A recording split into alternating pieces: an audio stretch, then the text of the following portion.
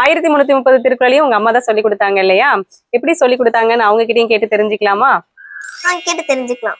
எங்க அம்மா வந்து என்னை காலைல 5 மணிக்கு எழுப்பி 7 மணிக்குள்ள 150 இந்த மாதிரி நான் படிச்ச குரலே திருப்பி திருப்பி எனக்கு ஞாபகம் படுத்தி, அப்புறமாட்டி எனக்கு பிடிச்ச மாதிரி எல்லாம் காலைல 5 மணிக்கு எந்திரிச்சா எனக்கு டீ போட்டு கொடுத்துட்டு, அதுக்கப்புறம் என்னைய வந்து படிக்க வச்சு எனக்கு பிடிச்ச மாதிரி ஏதாவது நோட்ல எழுதி, அதெல்லாம் நோட்ல எழுதி வச்சிருந்ததை எனக்கு காமிச்சு என்னை எப்படி விளையாட்டு காமிச்சு படிக்க வைப்பாங்க. அப்புறம் காலைல 5 மணிக்கு எந்திரிச்சேன்னா 7 மணிக்குள்ள எனக்கு எல்லாத்தையும் படிக்க வச்சு முடிச்சு 7 மணிக்கெல்லாம் எனக்கு தலையை சீவி என்னை ஸ்கூலுக்கு அனுப்பிவிட்டுருவாங்க. அதே மாதிரி நான் 5 மணிக்கு வந்தேன்னா எங்க அம்மா என்னைய கொஞ்ச நேரம் ஏதாவது பண்ணி கொஞ்சம் ரிலாக்ஸ் பண்ணிட்டு அதுக்கப்புறம் திருக்குறளை எடுத்து அப்படியே மரத்தடில போய் உட்காந்து ஏதாவது சொல்லி ஜாலியா பேசிட்டே இருப்போம். ஜாலியா பேசிட்டு அப்படியே அந்த ஒரு குறள் சொல்றது, அந்த குறளுக்கு உண்டான கதையை சொல்றது, இப்படி ஜாலியா இருக்கும்போது எங்க அம்மா அப்படியே ஒரு நோட்ல ஏதாவது ஒண்ணு எழுதி வச்சு, ஏதாவது ஒரு பொம்மை, அந்த பொம்மையில ஏதாவது குறள் எழுதி வச்சு அதெல்லாம் காமிச்சு என்னை அப்படியே ஜாலியா படிக்க வச்சாங்க. எங்க அம்மா படிச்சு எனக்கு வந்து திருக்குறள் படிச்சது வந்து படிச்ச மாதிரியே இல்லை, ஒரு ஜாலியா விளாண்டுட்டு அது வந்து ஒரு இன்ட்ரெஸ்டா இருந்துச்சு எங்க அம்மா சொல்லி கொடுத்தது. அதனால எங்க அம்மா சொல்லி கொடுத்து எனக்கு திருக்குறள் வந்து சொல்லதான் எனக்கு வந்து மைண்ட்ல புடிச்சுக்கவும் செஞ்சுச்சு. திருக்குறள் இல்லாம இன்னும் தமிழ் சார்ந்த நிறைய சொல்லி கொடுத்துருக்கேன்னு அம்மா சொன்னாங்க, அதை பத்தி சொல்லுங்கடா. எனக்கு வந்து தமிழ் சார்ந்த நிறைய பாடல்கள் தெரியும்.